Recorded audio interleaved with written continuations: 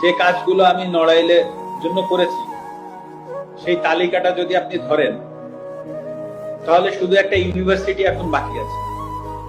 একটা সি ক্যাটাগরির জেলায় কি কি প্রয়োজন, একটা ইউনিভার্সিটি বাকি আছে। আমার বাবাকেও বলে দিয়েছি যে এটার কোনো বিচার বর্তমান সরকার বা যারাই আসুক বা যারাই থাকুক বা আসুক, হ্যাঁ, তাদের কাছে আমি এটা নিয়ে কোনো বিচার চাইব। কারণ এটা আমার কাছে মনে হচ্ছে যে আসলে এই বাড়িটা তো আসলে যশোর থেকে এসে বা খুলনা থেকে এসে বা ঢাকা থেকে যে কেউ ভাঙে। হ্যাঁ, নড়াইলের মানুষ কোনো না কোনো জায়গা থেকে উঠে এসে ভাঙছে।